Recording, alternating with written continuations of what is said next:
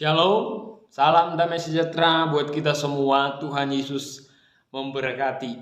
Ya, kembali lagi bersama dengan kami channel Bukit Muria Ministry yang akan berbagi tentang kebenaran firman Tuhan yang akan memberkati kita semua. Mari Bapak Ibu semua dukung channel kami dengan subscribe, like, dan share sehingga channel ini boleh menjadi berkat buat Bapak Ibu dan boleh kita memberkati orang lain. Bapak Ibu sudah terkasih, kita akan belajar tentang makanan. Ya, kita akan membahas makanan yang juga berhubungan dengan kitab Imamat. Ya, hari ini kita akan membahas tentang makan daging babi menurut agama Kristen.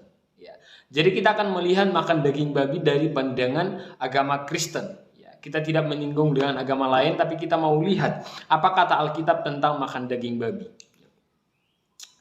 Ada apa dengan daging babi? Ya, kita mulai dengan pertanyaan ini. Ada apa dengan daging babi? Bapak Ibu saudara terkasih, berbicara tentang daging babi adalah makanan haram atau halal? Ya, ini menjadi pertanyaan banyak orang. Ya, makan daging babi itu haram atau halal?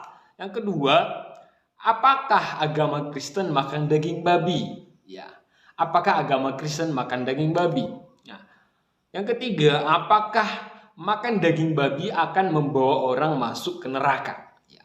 Jadi 3 hal ini nanti kita akan bahas Bapak Ibu terkasih, apakah daging babi haram atau halal, atau apakah orang Kristen makan daging babi, boleh dimakan daging babi, dan yang ketiga, apakah makan daging babi akan membawa kita ke satu tempat yang tidak kita sukai, yaitu neraka. Ya, sebelum kita membahas ini, kita mau bahas ayat ini dulu. Roma 14 ayat 3, ya, demikian firman Tuhan. Siapa yang makan janganlah menghina orang yang tidak makan, dan siapa yang tidak makan janganlah menghakimi orang yang makan, sebab Allah telah menerima orang itu. Ya, berbicara tentang makan daging babi, Bapak Ibu, ini menjadi perdebatan bagi banyak orang. Ya, tapi firman Tuhan dalam Roma 14 ayat 3, kalau kita lihat ini bagaimana cara kita untuk menghargai orang lain. Ya, soal makanan. Ya, daging babi adalah makanan yang bagi orang lain haram, dan bagi yang satu nggak apa-apa, boleh dimakan, halal. Ya, ya. Tapi yang menjadi pertanyaan adalah kenapa bisa terjadi perpecahan? Disebabkan karena kita sering menjadi hakim. Ya, kita sering menjadi hakim bagi orang lain yang tidak memakan maupun yang memakan. Tapi hari ini saya sarankan kita semua untuk tidak menjadi hakim, tidak menghakimi orang lain yang tidak memakan, bahkan juga tidak menghakimi orang yang sedang memakan. Supaya apa? Supaya hubungan persaudaraan itu terus terjalin, ya. Karena hubungan kita jangan sampai dipecahkan karena makanan, ya. Ya, Bapak Ibu yang terkasih, kita akan bahas berbicara tentang pandangan orang Kristen akan makan daging babi, ya. Yang pertama, daging babi makanan haram atau halal. Kalau kita melihat pola makanan Alkitab, ya, kita masuk dulu pola makanan di dalam Alkitab. Bagaimana pola ini, makanan ini, ya, diatur sedemikian rupa. Yang pertama, kalau kita lihat Kejadian 1 ayat 29 dikatakan makanan yang boleh dimakan itu hanya tumbuhan yang berbiji dan pepohonan yang berbuah, ya. Waktu Tuhan menciptakan Adam dan Hawa, Tuhan hanya kasih tahu bahwa boleh mereka memakan yaitu tumbuhan berbiji dan yang berbuah. Ya, selain itu tidak boleh dimakan. Makanan yang namanya binatang itu tidak boleh dimakan. Ya, ikan-ikan itu tidak boleh dimakan. Ya, yang kedua kemudian berubah. Ya, dalam Kejadian 9 ayat 3 sampai 4. Ya, kalau kita lihat ini kejadian ini, itu kejadian di mana tentang Nuh. Ya, setelah mengalami musim yang namanya air bah, ya, mereka diselamatkan. Firman Tuhan berkata makanan yang boleh dimakan itu adalah hewan yang hidup dan tumbuh-tumbuhan. Jadi hewan yang hidup itu boleh dimakan. Ya, kembali Tuhan ubah bahwa makanan itu yang boleh adalah hewan dan tumbuhan. Dan kemudian di dalam Imamat 11, Imamat 11 sampai ayat 1 sampai 41, Tuhan mengajarkan tentang makanan khususnya kepada bangsa Israel, ya. Makanan itu, ya, Tuhan mengatur soal makanan yang dapat dimakan dan yang tidak dapat dimakan khususnya untuk bangsa Israel, ya.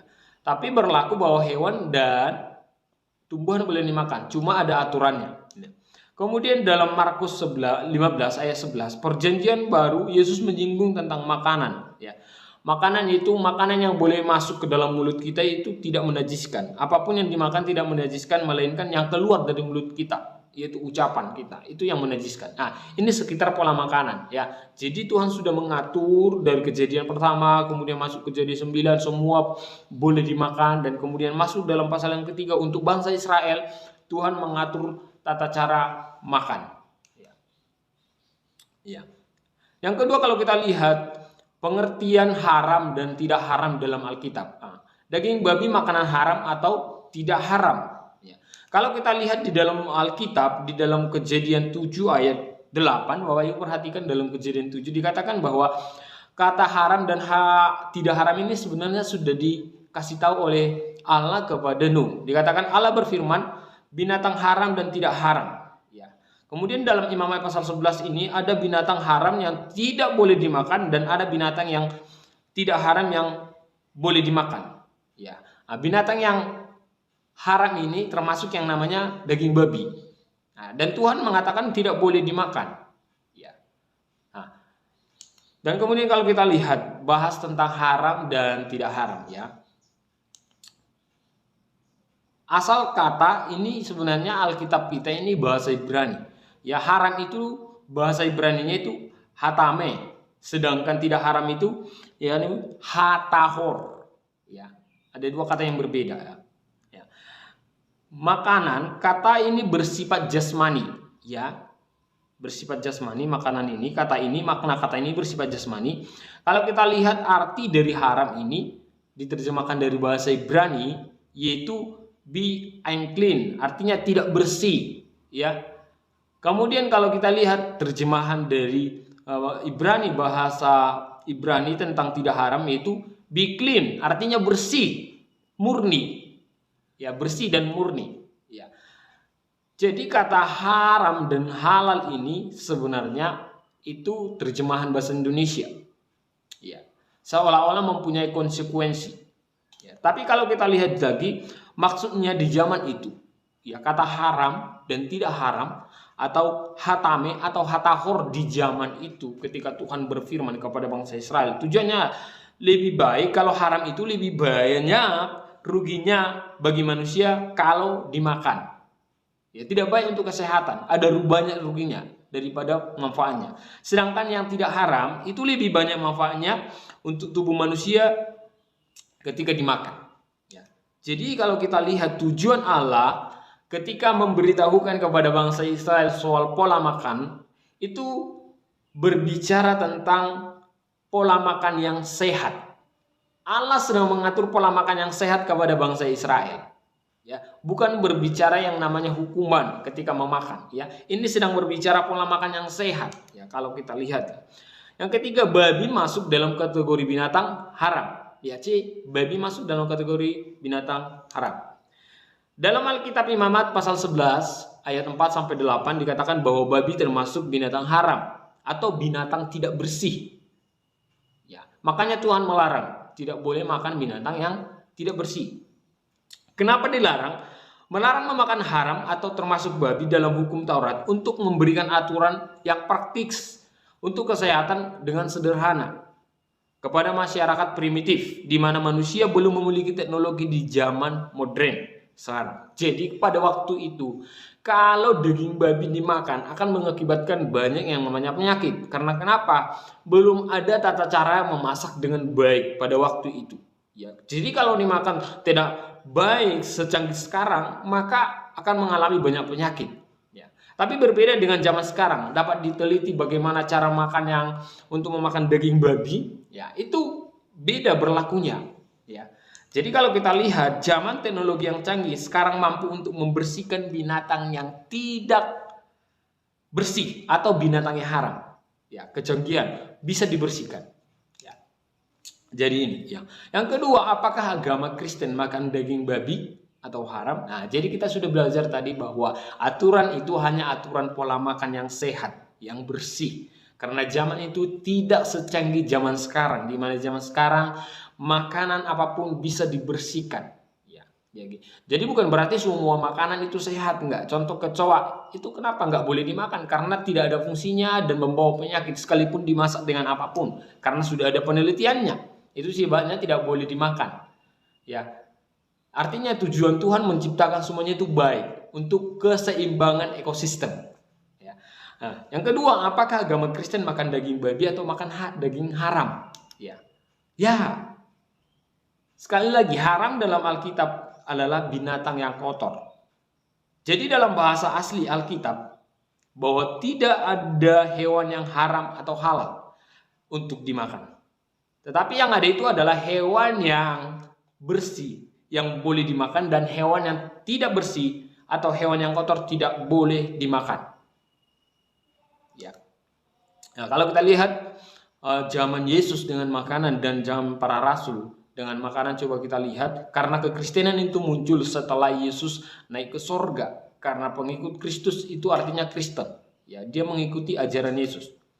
Kalau kita lihat Matius 15, Yesus menyinggung soal makan, apa yang masuk ke dalam mulut manusia adalah tidaklah najis. Artinya, sekalipun memang tidak mengajarkan tentang makanan yang boleh dimakan, Yesus sedang menjelaskan bahwa makanan itu mengajarkan makanan yang dapat dimakan dan makanan yang tidak dapat dimakan itu sedang tidak Yesus ajarkan, tetapi mengajarkan apa? Bahwa apa yang masuk ke dalam mulut ini tidaklah menajiskan. Artinya Yesus sedang tidak mengatur pola makan, bebas untuk makan. Tapi para rasul, kalau kita lihat dengan makanan dalam Kisah Para Rasul pasal 15, sering disebut dengan sidang para rasul di Yerusalem. Ya, memberi keputusan bahwa tidak ada larangan untuk makan untuk umat Kristen. Ya, untuk memakan binatang yang kotor atau haram sebagaimana tertulis dalam hukum Taurat. Artinya apa? Orang Kristen boleh memakan binatang yang layak dimakan. Ya. Jadi babi boleh dimakan orang Kristen karena ada cara untuk membersihkan daging babi, karena ada cara yang canggih untuk memasak daging babi. Supaya apa? Supaya boleh menjadi bersih dan sehat. Apakah makan daging babi akan membawa kita ke neraka? Sebelumnya, kalau kita lihat apakah Yesus makan daging babi? Tidak. Karena dia hidup di zaman orang Yahudi. Karena dia berada di sana, karena makanan ini, makanya Yesus berkata bahwa makanan itu tidak berpengaruh pada keselamatan. Ya. Sekalipun tidak dia makan, nggak apa-apa. Ya, tapi dia menghargai orang yang ada di sana, dia menghormati orang-orang yang sadar. Makanya firman Tuhan bilang tadi, harus menghargai orang yang tidak memakan, harus juga menghargai orang yang memakan. Ya, tidak pengaruh, itu bukan tujuan Yesus datang untuk soal makanan. Ya, sekalipun dia tidak makan karena memang dia bagian dari orang Yahudi, harus hidup di dalam Yahudi, maka dia harus melakukan itu. Karena itu tidak berpengaruh akan hidup yang kekal. Jadi Yesus tidak makan itu. Ya. Tapi kenapa orang Kristen makan? Ya, kita makan karena kenapa? Kita tidak hidup di antara orang-orang Yahudi yang punya aturan sedemikian rupa supaya tidak menjadi batu sandungan. Ya. Kenapa dimakan? Cara yang canggih sekarang sudah dilakukan, sudah ditemukan untuk meneliti. Ya. Yang namanya makanan, ya. Kalau kita lihat apakah makanan daging babi akan membawa kita ke neraka? Dalam Imamat pasal 11 bahwa tidak ada konsekuensi ketika memakan makanan yang haram atau khususnya makanan yang tidak bersih sehingga tidak masuk surga. Jadi tidak ada konsekuensi di sana. Tuhan cuma sedang mengatur pola makan yang sederhana dan praktis dan sehat. Sehingga kalau kita lihat baca itu tidak ada konsekuensi. Tidak ada firman Tuhan berkata kalau kamu makan nanti kamu masuk neraka kalau makan yang haram. Atau kalau kamu makan yang tidak haram, maka nanti kamu masuk surga. Itu tidak ada.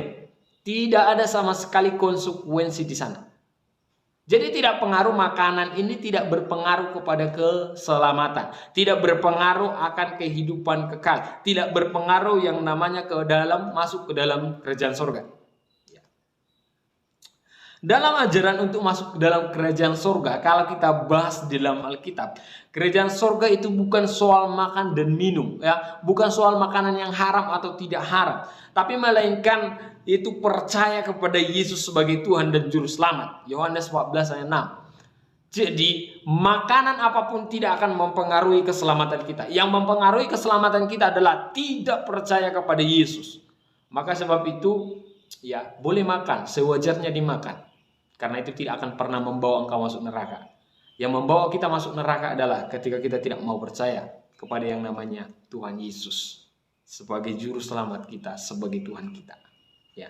Jadi, apakah makan daging membawa kita masuk neraka? Tidak sama sekali. Tidak mempengaruhi kehidupan kekal.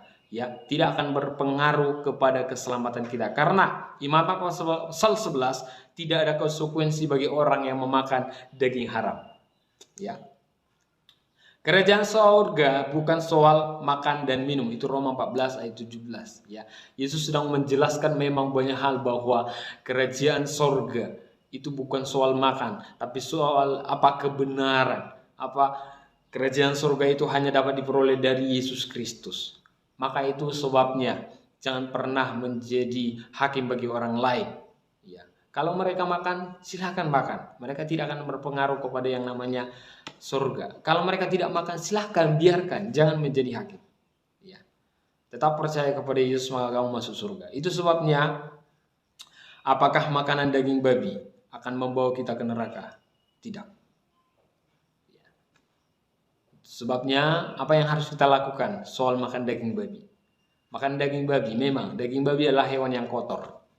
Tapi kita sudah punya alat, kita sudah punya cara untuk memasak daging babi dengan baik dan benar sehingga boleh sehat. Membersihkan daging babi dengan baik dan benar. Coba pada waktu itu ketika bangsa Israel berada di padang gurun diizinkan untuk makan daging babi. Bagaimana cara mereka memasak dengan baik sedangkan mereka masih hidup di dalam keadaan yang primitif. Ya, jadi ini. Jadi ini yang menjadi renungan kita. Kenapa ada daging haram? Kenapa ada daging tidak haram? Itu bukan berbicara tentang yang namanya konsekuensi.